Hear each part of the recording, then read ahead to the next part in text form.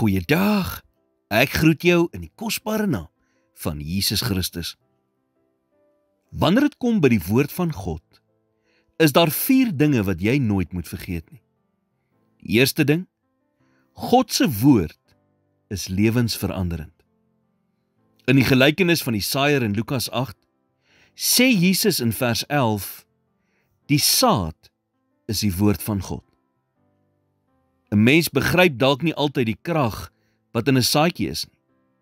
Maar een ding weet 'n mens wel, en dit is wanneer jy 'n saadjie in ontvanklike grond saai, dit sal ontkiem en groei.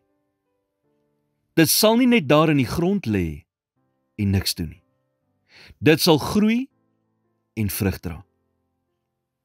Paulus sê in 1 Tessalonisense 2 vers 13, daarom dank ons God, ook sonder ophou, dat toe julle die woord van God ontvang het, wat deur ons verkondig is, julle dit aangeneem het, nie as die woord van mense nie, maar soos dit waarlik is, as die woord van God, wat ook werk in julle, wat glo. Die tweede ding, God se woord sal altyd sy doel bereik. Jesaja 55 vers 11 sê, so sal my woord wees wat uit my mond uitgaan.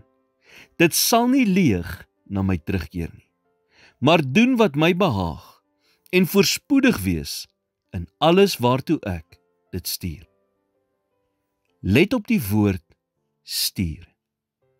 Elke woord wat God spreek, is op 'n sending en is gewaarborg om dit te bereik in ooreenstemming met sy wil, sy strategie en sy tydsberekening.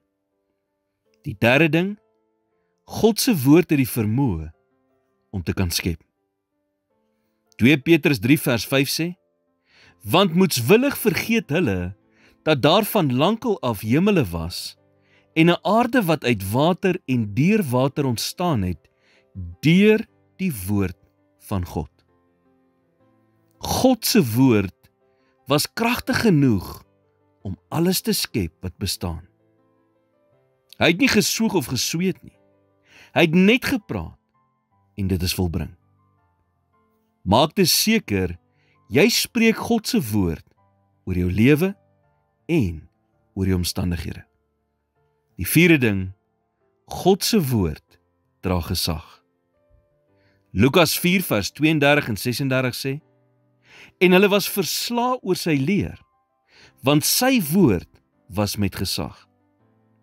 Toe kom daar verbaasdheid oor almal, en hulle praat met mekaar en sê, wat vir 'n woord is dit?